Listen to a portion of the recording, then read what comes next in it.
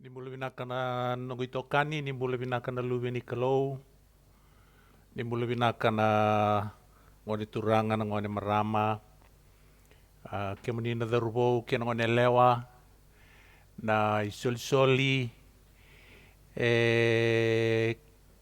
koni maditaura na muni ngau na ina kami ni kua mo ni ve taura ki takatali tiko mai wata kei tau na dauni vingaravi ana na muni stese ni ngoka na nondan dua wata me mai ve tala noa takatali na vosa ni kalou ukinda bagi ke muni ti ukina ne kami ni kua sana sianga ni tauri wambalavu na iwa madala tau manda sa vakus sartiko na nonda na ve ingaravi maleta na itukutuku e tiko menda ve tala no kina kau kilani sa kili-kili menda teke butaka na vingaravi ngo ena vikinda baki.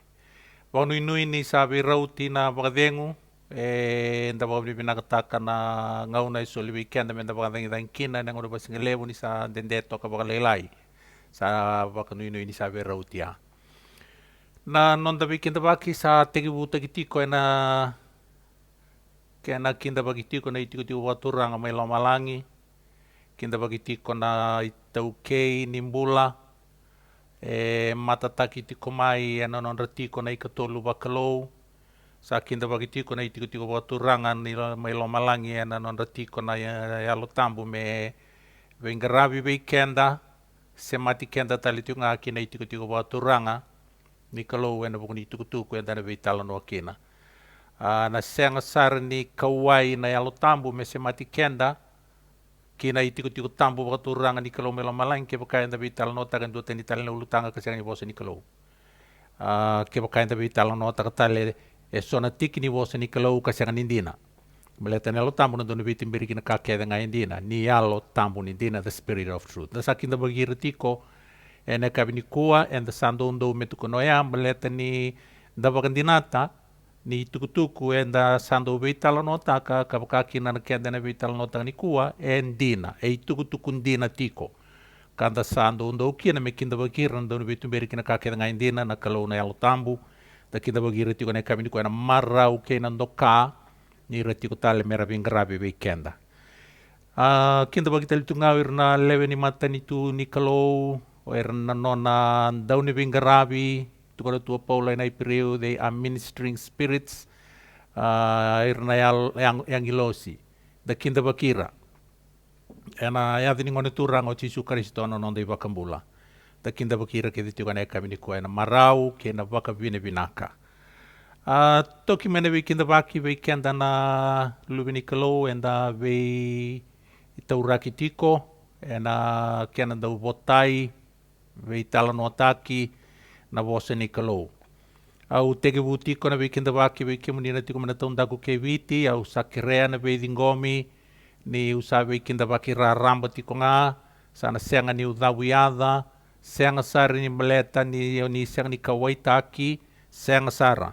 E kilana kalou na nomuni warorongo tiko mai, na nomuni alondina, kei na kiana ngandrevi moni i wakatau keita ki ana ngaune ni wingaravi ngo kako ni sa kinda bagitiko ena adini no dai wakamula ngone turang o Jesu Kristo ni kinda bagitiko na marau kinda bagitiko ena adini no dai wakamula ena wakavina vinaka ni koni wakatiki tiki tiki ke muni mena bi programo iso moni i dua wata tiko mai ena kiana vitalo no takitali tiko na bosini kelo ena kami ni kua na masu ni lomangu ena kiana do warau tagi tu mene tuku sa ndau kerei tu na kalou na yalona na yalu tambu me dokonaki au ena kiana warau tagi na tuku ka mendau vengaravi ni sama i botai na tuku ka tiko ea ni na nona viva ka ungeti vei kemu ni ke sara ena dui bono ko ni warong tu mai kina ni na rongo da tiko na tuku au kinta bagi kemu ni ke tiko ena ya ni no de wakambula e tua kanda na luwe ni kalau ko Jesu Kristo. E asa o katukina mai England, Amerika, to kalau lo mana ve asa i vura kede kau tu somo mai Europe, Asia, kau tu mai na wasa Pasifika, Australia, New Zealand, Papua New Guinea, Tokelau, New Caledonia, Tonga, na vanua kede e tiko na taundaku ke viti au sa kinda waki ke muni tiko e ane adini nonde wakamula na ngone turanga o Jisu Kristo. Muni kila wakatamate andua ni konina numi tau doko tiko e na vosi ni wei kinda waki a. Au sa kinda waki muni talenga kina tiko i viti. Vi atu anu kede ke viti ponu levu wakakina e viti levu nonda e sana wakaturanga i tini ka wana kiana wei tikina na kiana wei koro e wei matubu vale ke muni kede ngoni turanga ngone marama e andu ai na dui wanua kuni tiko kena si oni dua wata tiko mai ke ina kakamuraki ongo waka matubu vale se waka i wei tokani se waka viwatini waka viluveni waka tamate andua koni kinda waki tau doko sartiko na kainda marau takango ni senga ni leda i kana kalou e na kainda waedora e na nonda tiko ka waroronga tiko na kawini kua sanda waka vinivinaga kina ni sa waka waiano nona kila i kenda yandundua ka sa tiko telanga nona nelo tambu e tiko e na vivonua kia sara na ngono watanga me vingaravi ani vei kemuni e na nomuni rongoda tiko na i tukutuku e na kawini kua. Au sangu sunra tau tiu kina na andon vingaravi e nomuni wale ni kakamuraki me uwe kinda waki anyo ya. Au sa kinda waki muni tali tunga e na e nonda i wakambula. Sa kirei me lolo na ulunda e na waroroko me dangarava na kalau e na masu me u vosa matanga ua na kalau e na ngaunongo me kirei na nonra vi wakande itaki ni wara wili ki na nonra vosa. Menda masu manda.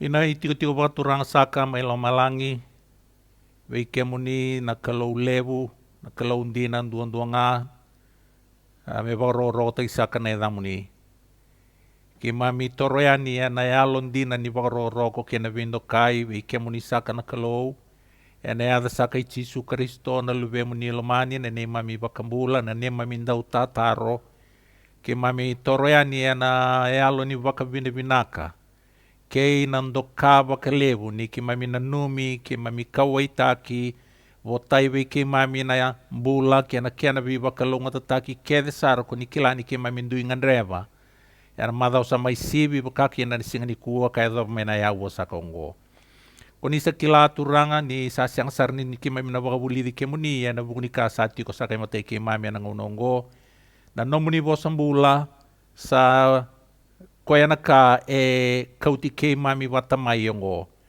sa kirei sa tiko na vingaravi ni alo muni na yalu tambu me mai tiko me wakadora na vingaravi ve iau ni una wakamadala ve irasaka na luwe muni era warorongo na ngauni sala liwa-liwa na wani liwa-liwa era wakayanga taki turanga me wakamakari taki tiko ena no muni kau-kau me rauni ado na itukutuku ena vunoko nikila ni ngandrevi kina au kirea na tiki ni viva kaungeti ni alo muni ko era ngandrewa o irna luwe muni era warorongo me rau veira me ramautaka ka kila na veika ena wamadala taki wawosa kausa wararabi ni nomuni alo tambu ena wakadora na kena wakandei taki alo manra.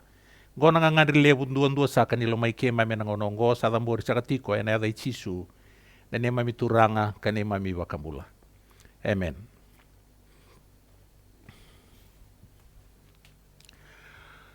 Nonda veitala noa enda wakadora tiko mai ena lo mani vida na ngauna ni volleyball tampu sa sivi enda vi usa kita kira tiko na nona ilawa-lawa na nonde wakambula tiki ni series na connecting the dots kada me vital nota tingo na nona elite nona ikumu matalia na lami erna mai kunei ani yoti ni ngaunango me upa madala takararambanga dela olako e koni warorongo tiko mai so we kemuni ngai tekivu koso tiko ndere reoni singai basi ka ngamai ana vital nongo ni kua me upa kamadala nga wakadada dela lako ana bukei kemuni ana no muni semati kemuni ana kai vital no takitiko ka veira era saborong tiko mai ana lomani vida ngau se ke ana teki buni bebu saingo ana vebu ke mate sangnidani da wana numi and the bandita ke na vika and the vital no takatiko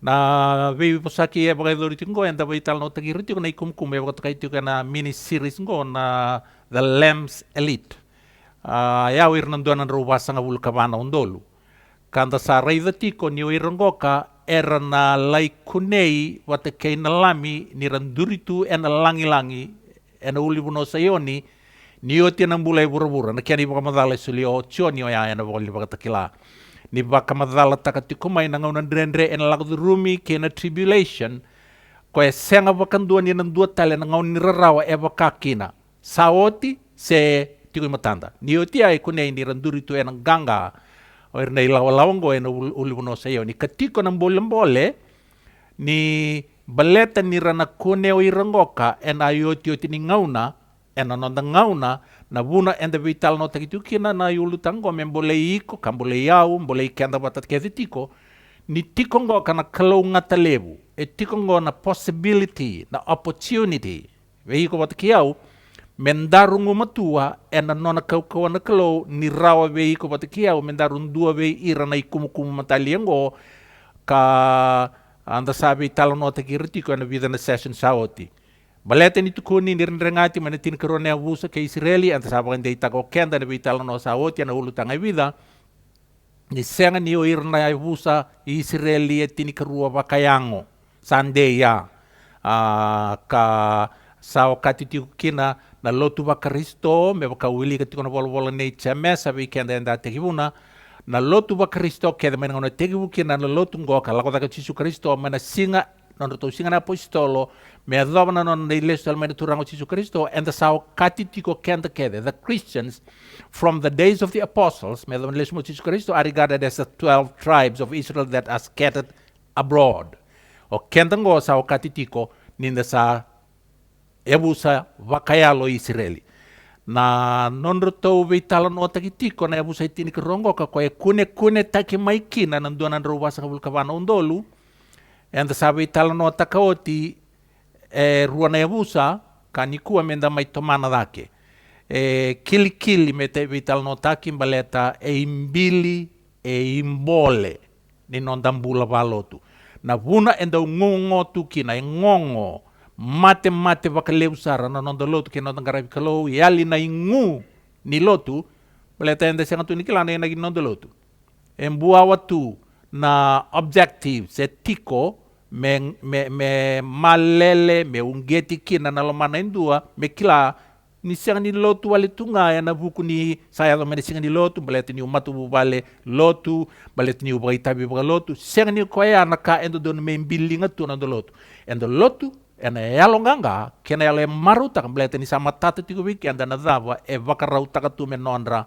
vakarauta katu na kalau menondra wirer lo mani koe kau ya ende vital no tegir tu miki na nanduan ruwa sanga bul kabana undolu katiko na kenra itala noa ena ruangan banua dina ngani ko nei vamadala so nei vamadala era ve vuke kina non rekilai wi rongo ka ena ve tingni bolo tambu bunga e ruangan banua nei bolo tambu tiu kena kenra itala noa ena vakata kilawa se vitu tala no te kina non rengati wate kena wakata kila wase tinika wa tingene dua kena lima vamadala tai kena vadada sona kai baletira ka vuna era ngumatua rawa mai kena nangon nirendre karali kune itu wate kena lame no lubuno sayoni nioti na ngau nandrendre na lago duruma bura-bura meu sato mikadake mai kia kau ti kendeani ina nonda leso ni ne kaminikua me kau sabo madala takatiko en tolu tiko nonda session matai ni ruana session and then vital no takatiko ne ruana na yabusa ni ko and then vital no takilibai wat ke chuta otio ya na doi katolu ke otio tini session ne kaminikua and then vital no takatiko na be sauni na isau ni veitaro so ni taronga mai kapaka utimai e ado me virto na doni vingravi kapango le isarani viau ana kauti kenda tikani ame da ni leidava na nona singa tambo na klo wakata kilawa se vitu na tikina e va me utomika da kina na nonda itukutuku ena e kabinikua awarongoda na kenre wili era sandrengati era sabolai salendo nan rau kawasanga bulu kawa talengana undolu sabolai ve irkedengana non revia busa na Israeli enda sabe italo no takirati ko don ruwasa ngabul kabana undolu ngoka ka dona kame matata tiko ni senga ni vola sombu na kalau na itukutuk ngoka me ba oso ni ndrau ni pepa senga e vola sombu me rawi kenda enda wilika kanta kilana ngauna ena apply kina na vei tukutuke so baka kina na kena go ka ke baka yanda kila ni main donia na nonda ngauna menda vaka ukaua me baka watu kanata ki na nonda mbula na i tukutuku erbolai ena bukunda ka menda vaka ukaua na lotu turang rama dorungo ne lewa ena nonda ungeti ni be sakitaka na i kumukumungo e baka tukaiti kana don robasa ka bulka ndolu au biawili kain dona malini volvola nei koe na marama do volvola Ellen G. White e nei vola e baka tukai na maranatha me wili ka kina e vida na malini vosa dua ngo koe kune enroni pepa ruan rau wasang bulkan dua let us strive with all the power that God has given us to be among the 144,000 redo ya sabari takatiko ni rawe kentango menda tiki nin duanan rawa sanga bulkabano dol. So tuko menda pakoko let us strive with all the power that God has given us. Menda dua berne lalango Ka da wili kana kenda tuku enan duanan rawa sanga bulkabano dol ngo ena pakata kilawa sebitu. Na non rengati e tini karuana undolu mai na tini karuana yabusa kakune kina nan duan rawa sanga bulkabano undolu. Duana ka sama tata au bia bakandei takango.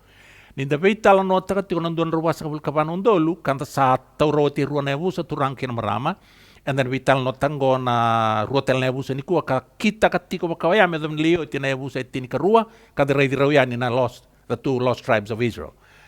Na inaki ni nonda vei tala no taka baleta me ungeti kenda sama tata tiko ngo ni rongoda na korna Jerusalem ibo etini ka rua ti ngar kena mata-mata. Tamata kede e duru la mani kor membula tamu ena duru ena dua ber na bana mata na tin keron mata ngo iya na mata tini kerongo erbaya dani tu beroto na tini keruan na yabusa keni bale na tamata kede e duru la mani koro na duru ena dua ber na mata ngo. This is amazing enda ko tukun tikon mata sauti menda baka kawa menda tiko kina e senga ni rauta menda vital notaka enda na vital notaka na kanga e baka tarana kalau menda kilarau na kasabuni sa nona na kalau but enough is given merau ni ungeti kenda sa lebu na information sa rauta babi na kitingo menda ungeti kina the fact is this ni senga ni duana tamata yalo do tigo berbura not even the 12 boys ko e baka to kay biroto na 12 tribes na non roto ito e daru kay da ngai senga ni kune kina e bunga na kabinaka me qualified takin dua biratou me worthy enough me bola itu matanga at least na edana no dua birna mata-mata ya and the reason tiko non roto itobo baleta na itobo ngoka and the reason ni kebuka and the duru senga walangani don ruwa sa kabulkapan ondolu na tamata tau doko e baka mulai ko esang ni wili rauna kenre wili and wili kana baka tekilawa se vitu ni sawo tina kenra talo no taki o rengati gai kune doni kum lebe esang ni doi wili karau enda bula tau mundu kedengo me utor meteoriti ko matata no davi tal no ni da bebusa kita katu don ruwa sa bulka vanon dole me kakuan ni da baka dalai se baka yalo lai taki na baka nananu ni dona ruwa sa bulka vanon dole ngai rambula tau mundu esenga na tamata embula tau mundu turang merama dorong ni leo esenga ni wili rawa. Ya, the lamb's elite a unique tiko. En alama ni kumu lewo esenga ni wili rawa. Ya, au bosa ti beleta na yang non vital no tikira. Na mata tin korongo turang kira merama na kumu lewo esenga ni wili rawa including the 144,000 ko enda na bula tau mundu enda na duru ke dalam ni koro through one of the 12 tribes. So we will walk into the city according to our character. Ka dambolei tingoka eno non devo sakitaka na tini karuna ebu sangoka merau weekend turang kira marama ninda kilango ninda zaru kaida kede tu emanteni kalo wili keno roto na daru we bakto kay roto na ebusa na non roto itobo tuki na veka e reflecta ki kina non dambula kede na tamata kamera veko mo reida rawiau meu reida ni debe busa kita kana tin keruna busa kana tin keruna dundu itobo enda nakila na daru kaida nimbula nei rupeni e kena ilabe bina kasaranga itungo seo de ngai bertono dorwo ye kebaka sarawata nambula tamu rupeni and one of the gates of the city e itu na nona mata na daru kaida nimbula itu wai tutal tunga biau Kerawa buana kalau me accept tagi ko ya. Sianga nang bula taru keda me matata tiko ya. Na dawa eza kava na kalau birupeni. Kapata pa play ta rupeni to make him worthy. Beleta ya na kau kila. Ni dana reidi kendo turang kina marama. Of course, en senra ni dala. En an dove ira na set of characters ni tini keruana doru bongo ka tini keruana busa. Ona fidin kina. Ona reida baka lai na kenda muni tobo beka en sona kambaleti iko ke yau en tune busungo so eto na busea. But en an dove ira na set ni character tini kerongo en daru na fitin kina. Yes, sanganin dua berito literally na doru bongo en anon roto itobo baka tikirto rawat kina na bulo tamundo. Ya mendereida na dava na vesau dava e kune beleto ya na kame boleh ikin non tarumbula ke sarau bua na itau keni tobo ya merawatan nambula ena bugni vesau lewe na nambula ngona kai tiko ena vital nongo me bulidi ka boleh ikin non nambula au sa wili tiko ya na kai tiko na inspired pen ni Ellen White, let us strive with all the power that God has given us to be among the 144,000 Wakurina nona statement na maramongo na ibola batanga na androni papa batanga. We are to copy no human being. Okay, o vital nota katiko badada ni bidra minisau ti non roto ito na tini karuana dorbo. Senga ni naki ni non ambiuda ke non roto ito na dorbo tini karungo menda labeta ka non character. Naki ni non vital nota ka non roto undu ito na dorbo tini karua. Merau weekend menda kila ni oroto pakaki no kenda de senga ni bulangi enam bulan ni bala dai burbura. Ya senga ni kena inaki menda copy takana non ritobo. We are to copy no human being. There is no human being wise enough to be our criterion. We are to look to the man Jesus Christ, who is complete in perfection of righteousness and holiness. Siang ni doon tamatay tiko e burabura, sin doon tamatay solimay e burabura, men nonda ibaka atakar-kar, men da baka muria, men da baka muri-muria na tamatango nangone turang o Jesu Kristo, o kwen doon nga beir ke ad may burabura, tau doko sar nga babinaka ng bula, e may bula taka, e na kya na dondonu, sabsaba kya na baka tambuy. He is the author and finisher of our faith. He is the pattern man. O kaya enda na bakatak bakandamur muria ni reida na don ruwa sa kabul kapano undolu tungo tiko ya mosi wasi tol tikene tol raun ni lako bate ruwa kero siya ni albat can two walk together except they be agreed sinron ru lako bate ruwa kero siya ni albat non duri tu enal uli buno sayo ni nalami bate ken don ruwa sa kabul kapano undolu enten gay luwili kan tasawili koti Warita kan tutu bata tu non rito bal sinron ru lako bate ruwa kero siya ni albat Werango itu kun niramuria na lami ena via sana ked elako kina koya. Ken balen nambula ne Jesu Kristo enon rambula. Elabe takito manda mai non roitobo daru kaida ngai veva kurumbuitaki na vei sautaki ni tobongo melei kunei ni duanai kumukumu enon tangauna. E ateki vuna non nambula ngoni tangani ngoni maramongo ena bula daru kaida ba kain do berton tin karone busa. But eventually she stands with the Lamb on Mount Zion. Non turang o Jesu Kristo, he is the pattern man. Dorbo ngone leo turang kir marama, menta bimboleti ko Sengan nindondonu, menta pakantamur muria na kahit tukuna non do isong lotu, menta pakantamur muria na itala-tala, menta pakantamur muria, en duana tamata itiko en karni uduna non idengu. Na ngone turang o Jesu Kristo, let this be clear, kandei tiko lamanda as we talk about God's word, now and always. Ni non the pattern man na turang o Jesu Kristo. Dona buna lewe la kami kine burubura. Sengo lang ni may mati. Na buna may mula rawa kino ko ya. May nangone kino non lay mati. Arawa may basi ka nga may baka non basi ka may burubura ko setani. Sa tamatang bula tu.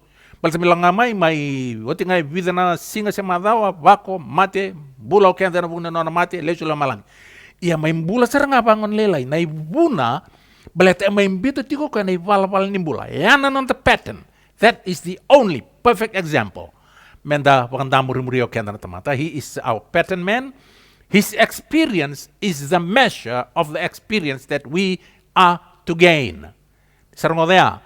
Na nambula kena kaya so tapa sa ikoyan ko na pattern. Na ibakatakar na measurement. And the measure taka kino kenda na non the experience.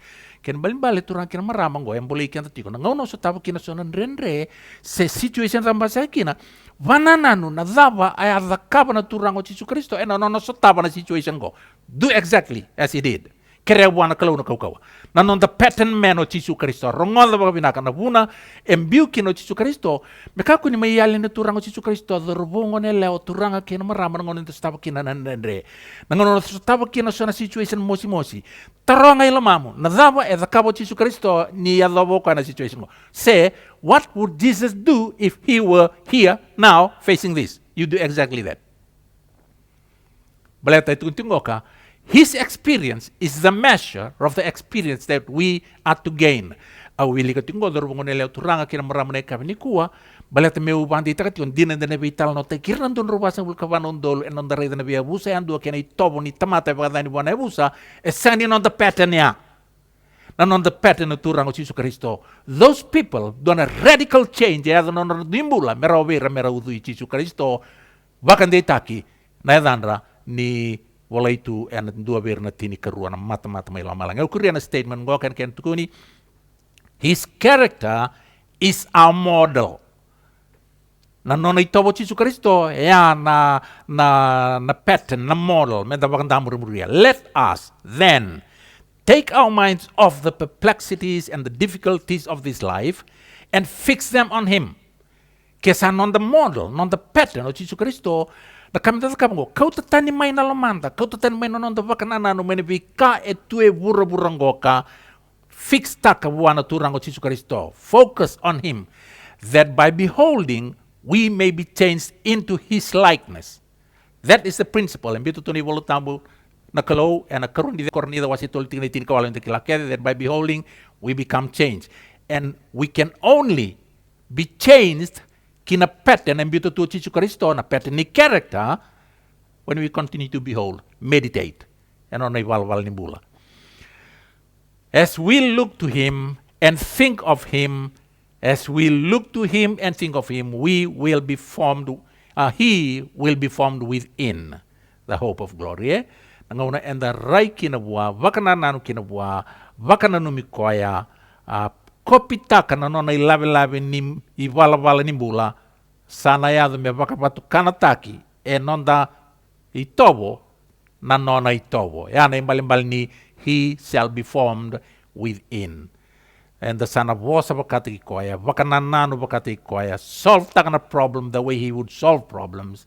So taba nandrendre, nangauni salay, so taba kino chisu nandrendre, ka yana imbalimbali sa yado men sa udui chisu and non imbalimbali bula, Christ has been formed within. That is the hope of glory. Sabi na kapag tikilawa si tini ka ba, eto kuni kinanggo, awili ka na kinababalangi, membalitiran doon rupas ka bulu kapanon dolu, for they are virgins, they follow the Lamb whithersoever he goeth, dininirata matadaru kaidano ng rambula, erati bukina, naka engay matata, matalya kina, irnay kumukumungoka, o kenda enda ronyado mindo beira, ni oira radaba, they are virgins. Right, na virgin from birth. Sanga bakandua ni sebi yado bibata indua. Okay, dabi tal no tatingo. Kaya kaya dabi tal no tatingo na tal no me bayango. Yes, don't was the weekend go is saying qualified. But this is prophetic and spiritual. Virgin. Can remember from new birth. Lewi kemi di sagay kilati ko na dina o di sagay bakasudumi bauti ko din ni semberember ni papiteso ya spiritually o ni sagay bakasudumi bauti ko mai kina dina totoka lewi kemi ni asabang dunia bau kila ni existu and sa maru taratingo no sa expose takitiko and sa introduce takitiko kina dina lelewen sagay may kilango nangauna enta bakasudumi bau kina to be a virgin and amati ni kalo kuwa bakandua talinimbiuta nandi nangori. Remain in it. Tiko-tiko nga nalang manindina. Merawa niyo kati ni spiritual virgin. Ninda ng beauty nandina, kalay vei tauraki, batakay na vei babubuli baka bura-bura, kaya siyang ni Ndina, siyang ni Bible Tambu, and the same beauty tiko na no nandina na kalaw. And therefore, ninda sali bakadalay, na so na itukutuko, siyang nindonu, we cannot be regarded as spiritual virgins. Virgin from birth, physical birth. Irnondong marama. We kenda meraunin dokati for we are virgins, mati ni kalau spiritual virgins from new birth. Menangona o bakasudumi kina o bakila kata kina o embrace taka kina nandina goka. Do not ever engage yourself in error again. Continue in truth. Kaitu kuningo ni ira, they follow the Lamb whithersoever he goeth. Non rival-val nga nimbulan lalami, non rival-val nimbula irango. Kaitu kuni era first fruits unto God and unto the Lamb, era isebu. Kaya sa wiliko tiyan, non the wuli sawo tiyan, ito kubuli manilikutua si tini kawalu tini karua. Ni wai binakasara, na wai ni binakasara, na witi binakasara. Nguaran do sol misebu. Saka ni wai binaka, witi binaka, wai ni binaka, binakasara. Kakipaka itu kung niniwiran ko ka eray sebu wana kalau kinalami o sa kilangan ay batang nga din binakasara. Nabuna itu kung nikina iran ko tiko nga nalami o Jesu Kristo no na ipalwal nimbula e kune non rivalwal nimbula iran ko and ang usunra sa ni kunikina na vosa ni bibakay sini no guile found in their mouth for they are without fault before the throne of God. Lala tamata stat maya non rambulay burubura enam bulan ni Murilomana, duka velu daru kaida, nangauna era sagay may bakatumburi kina yana elo matua kinandina ni kalau era bakasudumi voe nandina ni kalau era eventually kunei ningona ituntin ni buler kunira. They are without fault before God. Sabi na kami sabi tal nota kana non devo sa ne kami ni sabi tal nota ki rupenioti na matenya busa kunay kina na matentin karuan na undolo. Nabika ay kunay balit rupian ngo may summarize nga unstable as water. Tamata siyang ninuitaki, siyang nitarasitaki. Tamata yabavala, meke non rambula. No power in themselves to do any good thing, but they earnestly search their hearts to discover their own weaknesses, and by God's grace, these weaknesses are changed into strength. Yan kay kilay kina usu rupeni. So bikenda sa kunay kenda. Rupeni bottom sarto nga. Bolay na nondambula. Ni raw bikenda mendar duiti su na itobo na kena ngauni sala na daba. They earnestly seek their hearts, search their hearts, merareda na nonra own weaknesses. Siyang levanti kaya na bulat tali na rami, kaya na nona mulumulumu tali o kango, baleta by beholding you become changed. Yan kay rupeni, siya nga. Erang bulat daru kaidaya, erang hindi kebira, deep searching of heart. Karayda non mulmulumu, en kaukuan ni kalau, gay bisaw ta kena mulmulumu gome non kaukawa.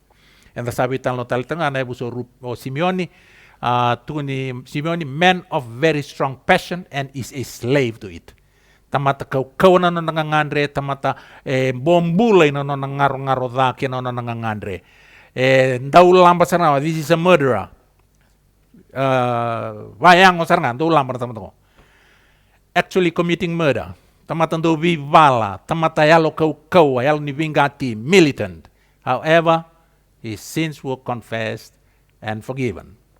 Challenge to wake so na Simeon yer kunei iratu ni vital no tikirngo na non ray bulango santo na imbole bina kay ni ko men vital nota kana ikatoli ni ngone o Levi katoli ni ngone na matubu bale ikatol ningone ni i bosudu mai buana i mata ni lewa rotule batu ne lewa me deve tal nota que vai ene kabini kuwa and the sakilanti ko ni vose ni biba kalongo tataki solivera nanduya busangoka soliva ruandua solio tamaningone jakope nandui taman na tamanato solia beroto na kani karuni vose biba kalongo tataki dabuto Moses ni sali taladi reti ko ni berni mati o Moses ko ngai vose ba kalongo tataki rto doko na ya busa tin karuangoka na kani teke bu era vose ba kalongo tataki na individuals na kani daba le ka Moses sa vose ba kalongo tataki ti on the tribes so and then songo na batamai na daba era ni da bulida na vose ni biba kalongo tataki ruango ngona kena dabuto tamani ngone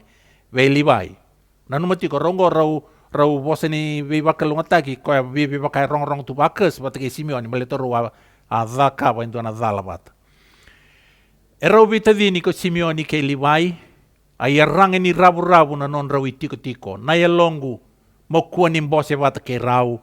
Me kaku ni tiko wata ke na non rawi songo-songo na nongu langi-langi. Ni rawa waka matea na tamata e na non rau dhunru. Ka tala rua taka nambai e na non rau lomanga. Me dhunru vi na non rau dhunru ni sa kau-kaua. Ke na non rau dhunru wanga-wanga. Ni sa andau vei turi sautaki. Au na tawa sei rau e Jacobe kandu imbiu ti rau e Israeli. Dona kabina kango. Kila ni sa apa mata uta kiti kona takada veru leru merau ni takabina na kambirang dodo merau du imbiu. Merau vi tawa sei meka kun rau vi to kani takatiko na kena dakana da ko rau maru takawata rau. Sana no mana kelo ena kuni no rau for your good. Kem rau vi tawa sei. Tu sana kelo onan du imbiu ti rau. Israeli. E na ngauna e wakasuduma kina kolia na ikatolu ni Luvena e Akaya, sanangai vei kambiti vei au na watingu ni usa wakasuduma ele tolu na Luvena tangane ka sa wakayadhani ko e ko Levi se mati. So na imbali ni ada Levi se mati. Okay? And the kila na background ni vosa ne lia ngoka, balete ni kila tuilo mano lia, ni sianga tu ni tale taki mai vei watina, vei Jacobe. O Jacobe ando mo ni tazilia, o Recheli. Ka andau sianga tu ni vina katilia, sianga sartu ni marau takilia. Kai sangati ko lia me attract taka na dondomo, na loloma, nei taman rotou.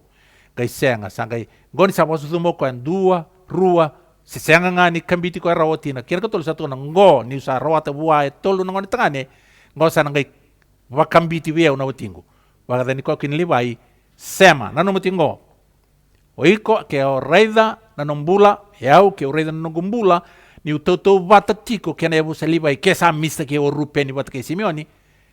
Irna Levi semati. Okay? They connect people to God. Non daru itobo. Edava. Vei batol sebi.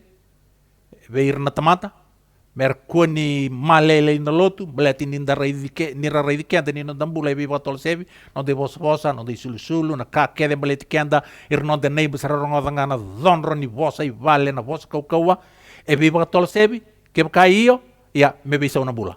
Ke o vina kata, mo dua vei ira, na Levi na non dambula, membula ni vei semati. Everything about us, e da kabir na tamata era rongo di kenda karai di kenda menta mera bakarorota na kalau and the semati ira buana kalau in any way in things that we do e abaka dana ngone ngo kolia ena no ngandrebo tu na loloma mai buana watina e a senga sar ni kasamita ka kolia ni ngone tangani lele ngo ena nona na lakiado wate kei ira na nona kawa membete ena waka watu kana taka ena ngauni sala e ramba i levu sara na imbale ni adana. Ena nona na semati ira na luve Israeli ki wana wa tinre levu koya kambuli ira koya embulia talengana kake dengai ai sia wase limu sangulu kwati kina lima etu tingori ni usawa timu ko kambuli iko o chobu ni levu ngana adana. Na nona feelings nga na nona na feelings nga itu belia wakaya dana kina na ngone tangane ngoye senga sarni kasami takaulia ni yada ya na kene malimbale na le baka botu kana tangina dona ngoni sala boy tamera na nona semati kibuana kelowen doto doko na matentu na nona vingrabi na ngone wakaya dani ngo mateni pita wase ruot kina diwa dambulei kina ngo kenda ko ike mundo na itambata matan dingitaki na matan bete bagaturanga na matan itu yalo sabsaba na tamata sa tau kiana na kalau. Me bakanga ni o Levi embete no na itabi mese matira na tamata ki buana kalau kenda turang kina marama na lutu ba Kristo enta sama yo katingo kenda telga enta sama matan bete bagaturanga satu weekend na challenge ngo kana kina babalangi but you are a chosen generation, a royal priesthood, a holy nation, a peculiar people. Sianga ni waka viti takitiko waka vinaka na tikini wala tamango kaya waka ndon kena waka viti ana tuna bango kanyo kemuni lawa tamatan dua tani. Kemundo na tamatan dingitaki na matan bete baka turanga na matan itu yalo sa doni lawa tamatan dua tani a peculiar people. Bali ni bosa na peculiar, special, strange, different to what is normal or expected. Erlalan dua tani sarangaw na tamatan go. They are just different. They are strange people. Strange and bakasama nire unique too. They do not do things the way the world is expected to do things. O kenda ya turang kina marama, iko bataki yawe, etu ningo mondo bakaraitaka kina na nona vinakasara, that you should show forth the praises of him, not our praises, not the praises of the church or the ministry, the praises of him who called you out of darkness into his marvelous light. Mayada na Levi, esa provisai ni dhaka ena dhakaba na ngonengo. Kei ira nonon kawa ena non rangauna nimbula. Ena sasanga ni setani, ya tobolea metawa sei lia tani may naloloma ni watina. Okay? O kenda talenga, sa wiliko hoti, kame da wiliko ngoen, ay siya wasilim sa wulukwat kina lima, ni sa watimundou, koe mbulike mundou, watimu watingu bakayalo, nangoni turang o Jesu Kristo na kalou. Nilebunga. Na teboro turang kirmarama me bakano na sasanga ko ay metawa say lieta ni may naloloma ni watina menda na makatiko ni weka kede en sangana teboro metawa say kenda tani may naloloma ni watina. Ay Jesu Kristo. Kasasanga na Elia weita lia na dava me kambiti me we kambiti tiko ke watina. Kangaw ni sala ena numundundo kino lia ni vinaka me bakatokay na ngonengoka ni sa sudumay me semati koya wewotina. Iko bat keu turang ken marama, tangur calangan daro semati ken daro tikina Yesus Kristus me daro wasu dum nangongo. Siang ni Levi me sudu nangone o Yesus Kristus na ndambula ngona connection, na link, na glue, na isema. Ene semati ken da wana watina. Roma walu tikina tolu sanga wul kalima, kei tolu sanga wul kawalu.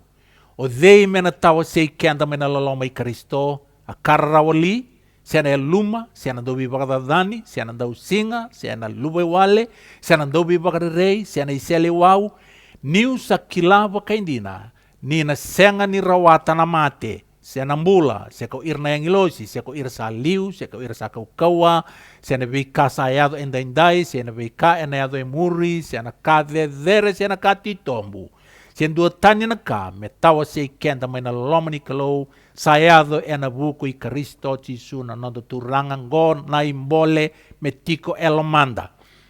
Waya liya na mo job, baleta niyo siyang nidula, o baka liya na mo relationship, baleta na lebu ni mo yalong di na buwan na kalau, na dati ko siyang sonito ko ni ko watimo na lebu na kao baka liya. Na numatiko, siyang nindua na kango, rero ni tawa siya kung naloloma ni Jesu Kristo. Never. Asasango setani, metau sei lia mai buana otina, asasanga pakakina na tewar metau sei kendar mai buana kalau, kendua na ka ena tau sei kendar buana kalau, ai sei lima sanga bulka diwan, dua kei rua na dawaya. Na nonda zakadalang ai tau sei kendar mai buana kalau. Iya, meda bebu tuni taka, bebukan nonda bebu tuni rilalango ni tangane baga dani virna ibu sei tini ke ruang goka, ka dhaka, na ka enda kila ni dodorun medaka, ena nona bibaka kuataki na turanga. Ya sasanga pokaki na kusetan me badada ni Levi eno na ungeti ko e mendo batake Simeoni eno na dhunrubaka na dha e baka dori wana nganen rawen duambau. Me baka na sasanga na tevoro me tawa se Elia tan me biutina asanga pokaki na me tawa se Levi tani me wana kalo eno na zakabi ko ya me join taki na brother ngase. Ena zakada ya zakaba. Ya embole itu kina dambula. Kako nindau so manada kinada. Satu kunti na kalau na Roma tin karua tin kadiwan nongo itabi me udun ruwaka au na sau mo ayau dorbo ngone lewa turanga ken marama kemu ni ngone turanga ngone marama da bar rongo bata tikuni kuwa lebu na ngauna human nature dau siang ni zingoma ni zakabuan dona kada. We always want to retaliate and physical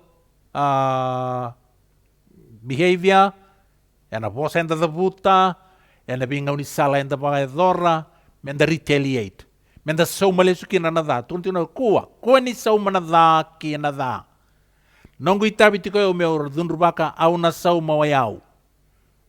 tingin ngo tikitu no sumti ke kai via kan no meta pa kani ko ya kai via ta ka solie boa ka kuni baka mata utaka na dau somna da ke na da and the vembole tingo turang ke marama non the pattern man na turang o Jesus Kristo ka we must strive with all the power that God has given us to imitate that pattern esang indua na ka esang ni rawa esang tu ngani rawa malet sarandu dando wamuria tu nda katona tu nda karona tu na yalo ni bakan do weekend tu weekend dando ba suana tu nda sang tu baro me da give up ta na yalo dani do biesa uso mi ta na da me kuaya era ko ni kalo na veivosa e dhavuto ko tiokope ena no indabundabo ni wawa mate e vakatakila na raramba ni dhakadha e rau dhakava kei na rai ni kalau membaleta na dha koya ai rangi ni rabu na non rau tiko instruments of cruelty are in their habitations ngona ka wabos tikina na ngona de vital no tek Simeoni kina kila so ngona non da vale they are instruments of cruelty non the habitation and da kapa baka biotini and da kapa baka matu vale and ngoni non do vital noa even and the table ni kana kina menda dissect taka na non rei tobo e so tal na tamata sang ni rital no rong binak meletir na tamata tal no rong da ni bikar bagador e valoloma belete sang so non sin bukero sa non the habit tu na tamata non the nature matanggalim bulaya instruments of cruelty are their habitation non da bula sa vondo tu ni vei vadadani non da vale tu ni vei vatonaki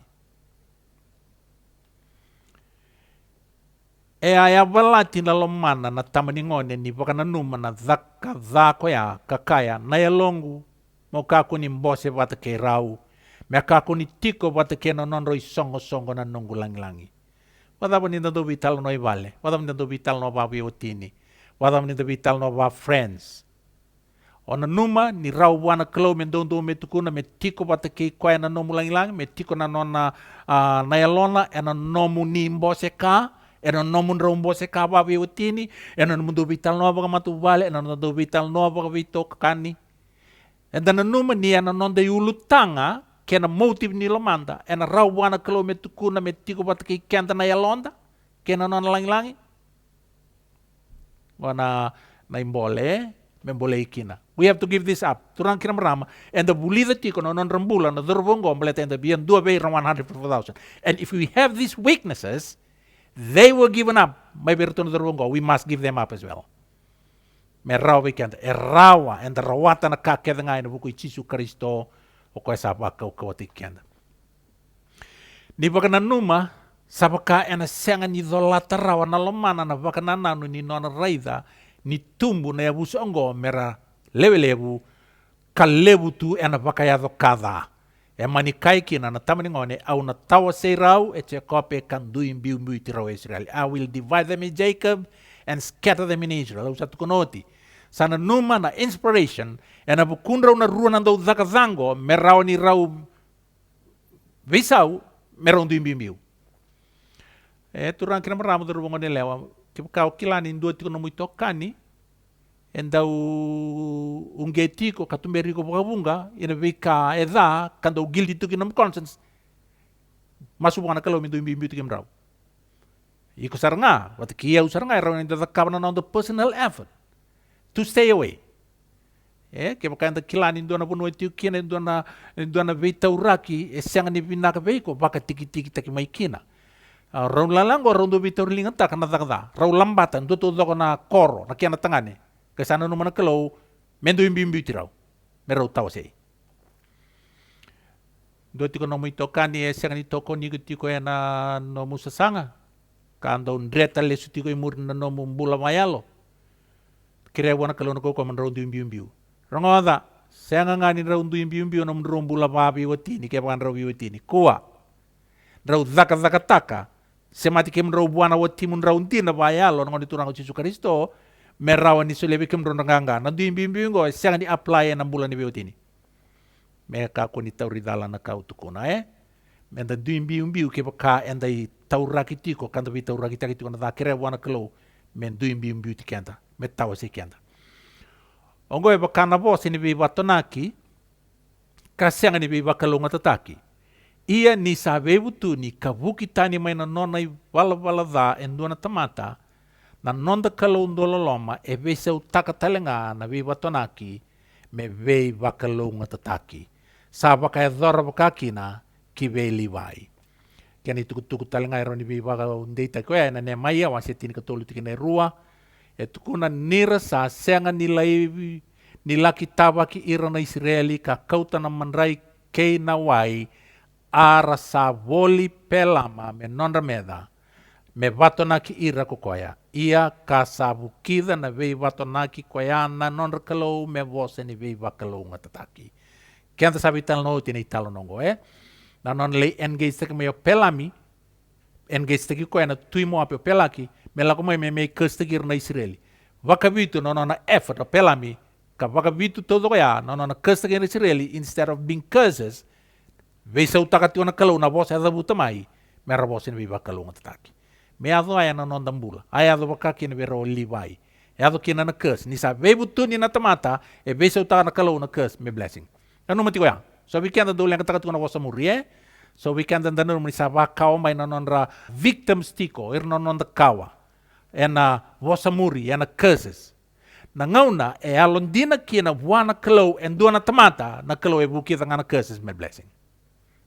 Neseng dona kain rendre buana kalau. Membole iko kambole ya una bakasamgo. Esenga ni tiko endona ibagaritaki ni uasividha ke na yabusa iliva i mai irna boni be yabusa na non ratu sem wang bombula mai tipita. Senga ni dona kai unique. Membole tirna livai. Meroni ramai qualify merambete ni kalau. They were just the same as other tribes. Senga dona kai rendua tani kinoira Embuli kataraida ke na nona itobo enduana tamata e nei vala ni nona sotava na vei ka ni singa yandua. Sanga indau waka tobulei na vei tobo ngo ni sa sotavi kadurumi nandrendre. Sarango dea, me wili katale. Embuli kataraida ke na nona itobo enduana tamata e nei vala ni nona sotava na vei ka ni singa yandua. Sanga indau waka tobulei na itobo ngo ni sotavi kadurumi nangaunandre. Wili kango. Komen na bola-bola. Inspired pen ni Ellen White and nonai bola waktu kain Christ Object Lesson. Rondi pepa wana rautini karua. It is in a crisis that character is revealed. Goni tosu binagatu ng bula, era lailotu, era modetu na ivala-valandina ninduan na tamata. Putro ang tau dako tiko kenda. Ngayon sa liyado kinanduan ng rendre, the true character ni tamata basica. It is in a crisis that character is revealed. When the earnest voice proclaimed at midnight, "Behold, the bridegroom cometh, go ye out to meet him," and the sleeping virgins were aroused from their slumbers, it was sin who had made preparation for the event. Both parties were taken unawares, but one was prepared for the emergency, and the other was found without preparation.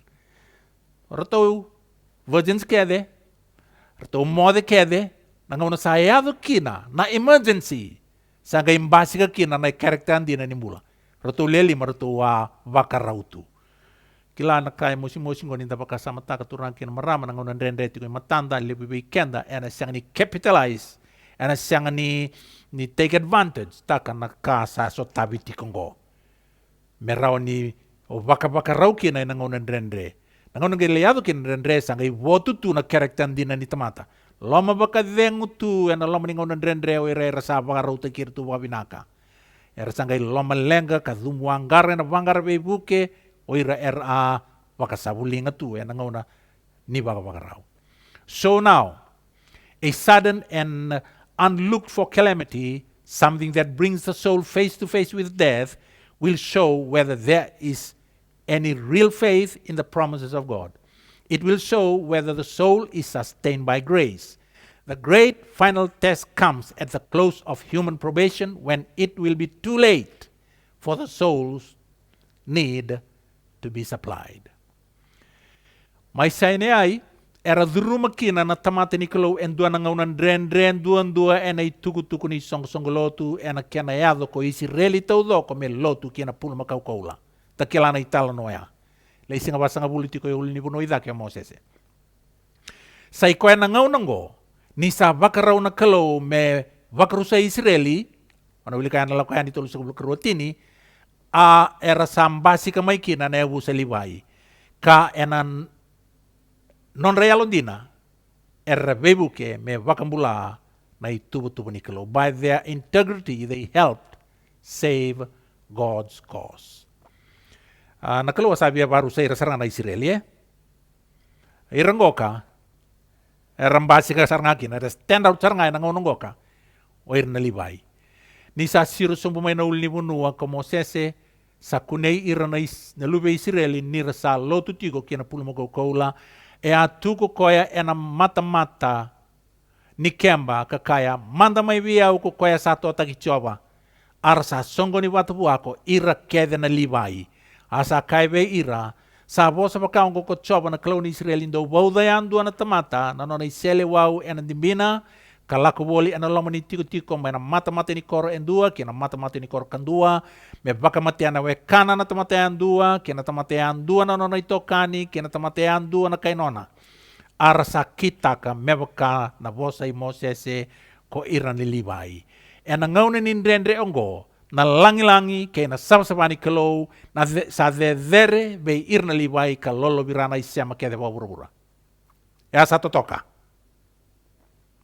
Terubungan elewa turang kira merama go satu toka. Di saya tu nangaun rendre go ya tu birna Israeli. Na langi-langi ni kalau kay na sabsabani kalau sa dere duan-dua be irna liwai lolo birana kede na isya mata-mata na isya ni biwakani na isya ni job na isya makede dabanga senga serangan ningay valuable ver na libay na kambi mbindo do vera me maruroi na nona langi-langi na kalau era senga ni vakatarana betadini se beitokani se bewekani se itutu se rongo-rongo se daka-daka me tu ena kenrama liwa kena non rai tabi bua na kalau I will gonna penny nei Ellen White. Those who occupy responsible positions as guardians of the people are false to their trust if they do not faithfully search out and reprove sin. O kenda nandono bitumberi, nandono be susue vale, nandono bitumberi na isong-songoloto, o kenda inda kadibi, kapakila ninda bakarauta, kenda kadibi wana kalau, menda do bitumberi, bera tamatin kalau, enda na senga nindina ena nonda itabi, kepka enda senga ni tu bangara na dhaka, vuna udi bakandono na dha sa kunengo. Many dare not condemn iniquity lest they shall thereby sacrifice position or popularity, and by some it is considered uncharitable to rebuke sin. Tuntungo lebu ersang nindondo mera vangara ka dhunrubaka nadai zakatiko baleta lenga takan dengai I wadadani nonra reputation vai liana kenri rong kenon tutu eso nanu mani sengan ni vakarisito me ndau bunau di dono na. The servant of God should never allow his own spirit to be mingled with the reproof which he is required to give, but he is under the most solemn obligation to present the word of God without fear or favor. He must call sin by its right name. Rongoka na tamate ni kalau esengan indondonu me bakatara na non feeling membo soki vata kei na vei vato naki na vei vanto donu taki en na makabuana kalau mesolia. No mo itabia Menda presenta katalanga na vosam bulan ni kalau na non dina without fear or favor. Kako ni dere baka indua, kako ni dere baka yalo binaka taka indua na tamata ni santo donu weekend menda tukuna baka donu na non dina na kalau. Those who by their carelessness or indifference permit God's name to be dishonored by his professed people are numbered with the transgressor, registered in the records of heaven as partakers in their evil deeds. Kenda turanga kiramrama durubongo nelewa ni sa raida na da sa ungeti na lamanda ningoy sang nindonu buana kalau kebaka and the sang ni buna uda bando donu.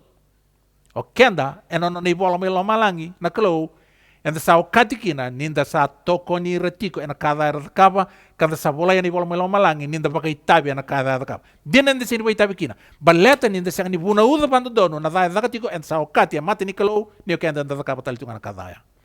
Very very serious thought. Na buku ni non real din ongo nai tutu bakambete en do nai vota e andon dono me nei koe na ulumatua sa soli ki vei irna livai. Na ka e a waka e lia kurupeni e na buku ni nona senga ni alondina e na loma ni vale nei tamana sa tau kiana ko livai e na buku ni nona alondina buana kalau e matandra kede ngana Israeli. Ko tia kope e nona ni ndavon ni waka raumate e a waka raitaka na nona zata na i vala za nei livai ia ko Mosese e na nona vosen viva kalunga tataki ni tatau ke na waka mode e a lawe veti livai dhake vei ira kede ngana nona i tokani. Ora kai tuko na Mosese, a sa kai ko Mosese na buku i livai, sa tiko na nomu dhumimi ke na nomu urimi, ke koea na nomu lendua na yalo sabsaba. Ko koea ko nia waka tobolea mai masa, o koea ko nia vei vala kaya mai na wai mai meripa, o koea ka kaya e na buku i tamana kei tinana, au na sianga ni reidi koia, au sa sianga talanga ni kilai irna tua kana sian tedina. Se kilai irna na lubena, nira sana numa na nomuni wosa, kabakambauta na nomuni veale alati ke ira.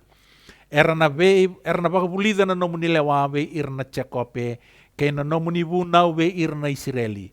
Erna viritura e matamuni na kambo i vinaka me vaka mai, ke na isoro e kamata udoko endele ni nomuni zamu ni soro.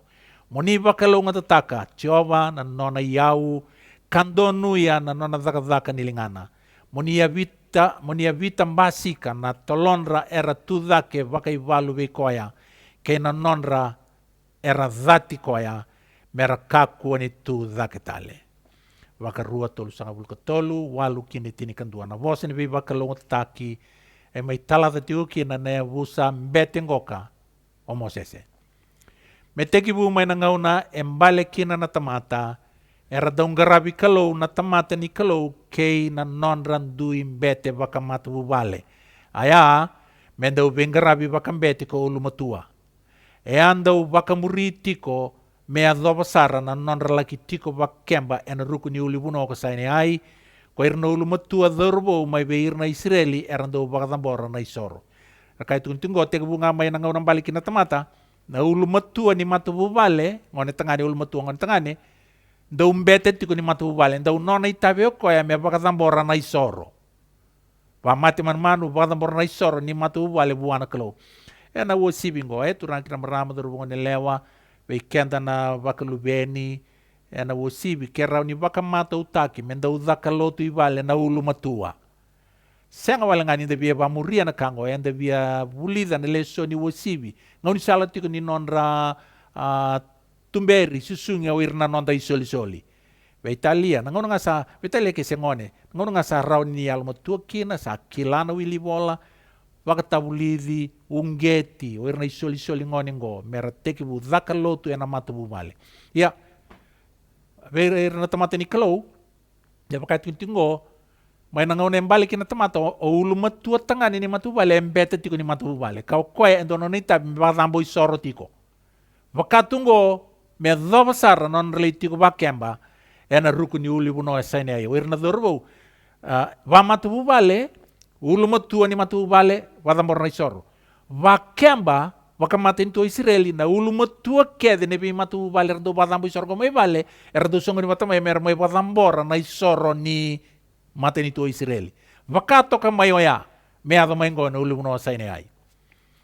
Ni sayado na ngauna, me besau taki kina ongo, na ibalabala ni ngarabi kalau, e abakai dhora na kalau, e na kena ibalabala me kilako ira tau dhoko na Israeli. E rawili kina ulumatua tangani ni Israeli tau dhoko, karkune nira lewe rua sanga bulu karua na undolu. Era sanga wili ki tau doko na tangane lewe ni abusa ilivai karle rua sanga bulu karua na undolu rua na rawit sanga bulu katole era lewe dhake na la livai. Era sanga lewe dhake kina na livai ka lewe leilai na ulumatua sa manisau mikina na redemption prize. Mwana kaya laba ka na kalau tawili ka niti uluman lekutu. Na redemption prize ni ulumatua lima ni si kelin doa na tamata e saumi e na bukun na ruanan raw bitu sanga bulu katolu na livai. Era sangay baka tiki taki na e busa todo kay livai e na bukun ni nonra zaka merang garawa e non rambula tau doko. Gono bunua me bisa ukina na iwala wali wadang bisor. Sa toki kina na wadang bisor mai buana ulu matu ni matu wale na ulu matu ni be matu wale ki vendua na yabusa. Mersang garawa na zakatanggo na nondambula todoko. Veir na Israeli na vale ni soro sa ibakar takila-kila ni nonratui tawakune. Kau iran Levi era sapakata ki iran na Royal Guards era wawatu me bengaravi baka tambakin dua saranga buana nonratui tawakune. Ni ratiko ba kiamba na tamata ko irna Levi era sandau yan rava na vale tambu. Ni radabu tu katoso ko iranga na Levi era tara kadolata na vei tiki ni vale tambu kena kenra yaya. Ni rasa tandu kena bunua yalataki ko irna Levi e senga na kenra wota-wota. E senga ni nama ki mervaka yang ataka na nonra kau-kaua kena ngauna me tei waka nanggele se susu manu-manu. Na iwalu bayalo ni mate ni tuto doko ko Israeli sa nonra idola-dola.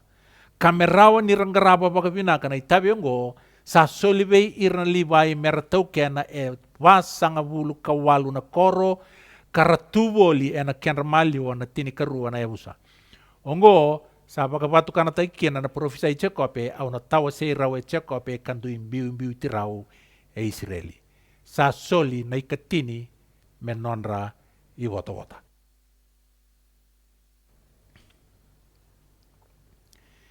Na itukutuku ni Balitambu kena bingarabi sa kena itukutuku na Levi. Nirandoka kabaka roko-roko taka na kalaw na tamata e na non riyaw sa soli kiweir na Levi na non riwota-wota karale skina. Iyan isayado na bukitani era sa bukitani na Levi meron baka sanggara e sotale na dakadaka merawata kina na veka ni non rambula ni vesinga. Haram ni wili kina kena itukutuku na nema yatin katolo. Mebakata kir na yabusa mebakata kir na yabusa tale so na kenda itukutuku na Levi e tukuni zada buka-buka.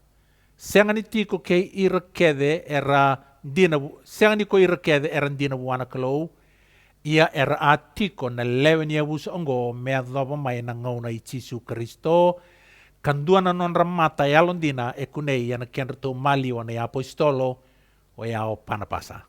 Takadaka wase vati kina e tolu sanga vulkaono.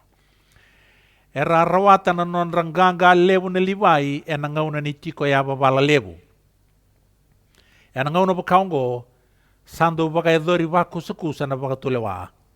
Wunga eranda unruka e na bing ngauna bakaongo ambaleta ni rasenga ni tamata tu baka takira e na non rambula baka risto.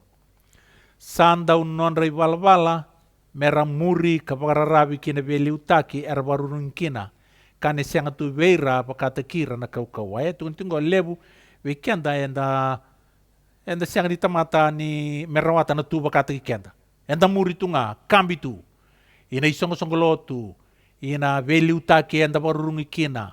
Bula tu ni vei muri-muri. Enda na senga ni rawa torubongo ni leo turang kira marama. Enda na senga ni kune rawa.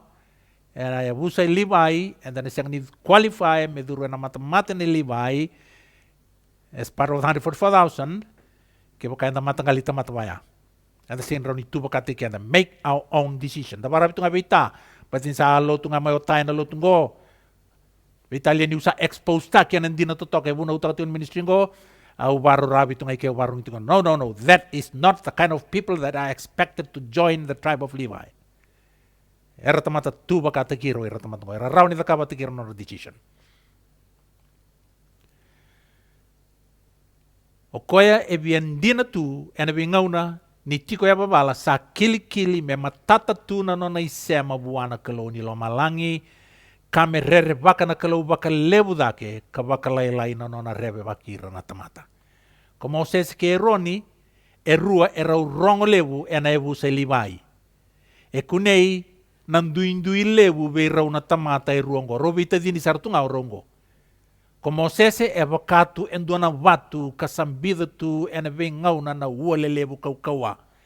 Ko eroni e malua kasona ngauna endo e babala kaloma-loma rua. Na vei vakatobo lei lebu duan-dua e ado ve eroni sai koe ena ngauna e rawa e vitikina e vale ni soro ko i rau-rua na lubena tangane baleta ni enandela ni non ro mateni ero vakazambo isoro ena mateni kalau ka vaka yang ataka na buka wangatani kena itala no sama tata weekenda e a senga ni vakatarai vero ni me vakavotuia endona i varaitaki ni non rarawa merau ni vakatabu lidi ki ve irna tamata ni kalau endondonu ena nona totongi taka na nona totongi taki ira na nona dingi taki ni razakada ke vakasar matanga eluenra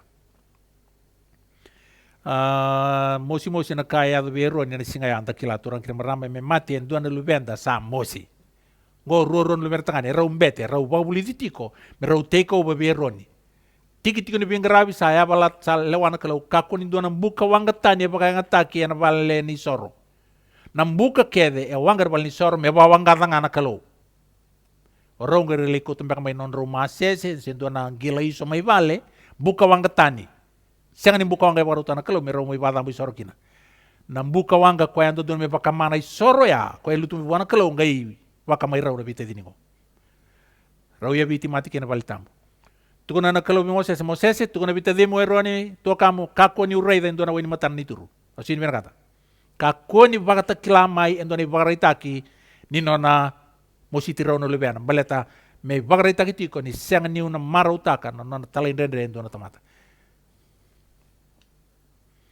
ono ni soro tin karua tolu asa kai veroni ko Moses ngo sabo sata ko chobo ni akaya ono bakatambu ibe ira torbo leka biau ia ka una vaka roko taki ena matandra kede ngana tamata asa ngalunga ko eroni ongo e senga ni be vaka tobo lele lai ni bulidi na buno ni soro wase tini kan dua sangai rau weekenda menda kila vaka vinaka dake nindina nga ni tuna i tuku ni nona lamba ko livai na kalau ese rawa nga ni vosa ve eroni me vaka endua na saint of the Lord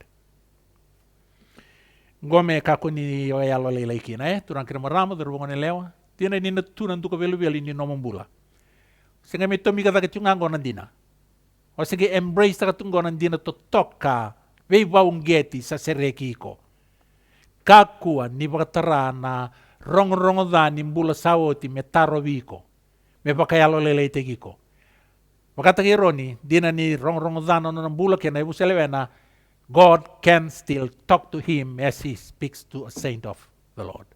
Erau telang abe ko ya. Kaya alon din ngo turang kina marama na kalau reni vosa be ko reni vosa votu be ko na ngau ni sale na numa na kalau ni bina kan dundu me baka votu yakina.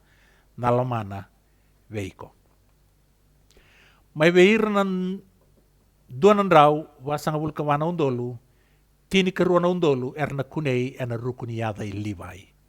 Ongo saira na matangali tamata ena ngauna ni yaba bala, ngauna ni bala da ke na biwa tonaki, era pakatusa kambiuta na non radakada ka ena ngauna era mbaliki na tamata pakabuli tira era dina tu ki buana kalau. Iko kuna iko tiko ena ibu sai liwa ena kami ni kuat turang kina beram, terbongo nelewa. Ka kuni alo lai ke teki buni nombula orai danan duko velu me bakana duko velu nei liwai kuna alo lai. Awili kateleng ko may be irnan don ruwas nga bulkabana undolu tini karuana undolu erna kune ena rukuni rotini rukuni yada nona bena olivai matagalita mata mata wirngo o irongo sa irna matagalita mata ena ngauna ni vala da kena be watonaki erba tusa kambiuta na non radakada ka ena ngauna erambale kina na tamata buli tira irongo erandina tunga buana kelu Naku masu ni awan naya mandua beira. Naku masu ni na daga na yalo tambu ni kalau memana kayanga be iko be yau na tuku entar wili ketiko wate kei na kalau ena kabiongo. A wili ka ba walaingo ka meutinia 2 Chronicles 7:14 if my people which are called by my name shall humble themselves and pray and seek my face and turn from their wicked ways then will I hear from heaven and will forgive their sin and will heal their land. Siang ni bay sa utang na kalaw na kondisyon ni bibambulay o ngaw na esang ni kautalay bibakalaylay endo na mana kaya na kaukawan ni tiki ni walatamgo. Tiko bay ko batikiyaw na kaya nandina. ke kayado iko pat kiau no na tamata na kalau endaru bakato kai na yadana mendaru matai bakayal malum tai kendaru masu wangarana mata ni kalau kangole tani mena no dai balbalada ena rongoda na kalau kudia lele na kami ko daru ngone leo turang kana marama kunin do lelai enda rawata na kake dengan ngo ena buku Kristo Yesu ko sapa kau te ken. So the 144,000 the lambs elite 12,000 of them will enter the city of God under the banner of Levi. Ena ngauna e bakasudu mikina kolia ngone basudu kina kolia basudu mikina olia ni katol ni lubena akaya sana ngai vei kambiti vei au na watingu kasa waka edhani koya kina ko Levi. Ni kua nungu masu ni ano nondarongoda nandina na yado na yalo tabu me apa waksudumi kenda wou wana mata nitu ni kalou wasudumi kenda wou ina vei tauraki kena kalou wakasudumi kenda wou ina ndina kena nonda vei kilai kena vei kani wata kei Yesu Kristo me rawa kena vei kenda ni waka watu kanata ki turang kena marama darubongo ni lewa ene kabi ni kua nandina kena mana ni yada e toka vei Levi mendaru kuneo kendaru ene busa i Levi ni kua kaduru ena mata-mata i Levi eventually in lesu mana turango Yesu Kristo mendaru vei kambiti mendaru semati sanongu masu ina yado na itukutuku ngo kena yalo tambu kena nona biba ungeti me kambiti o iko ki buana watimu o Yesu Kristo nandina ngo me yado me vau me vakambiti iko doro wongone leo turang kena marama buana kalau sereki na ivau na ivesu enda do vesuki tu kina kami da vei kambiti wat kena watinda na turang o Yesu Kristo e asa nongo masu melo na ulumuni me da bori endo na nonda masu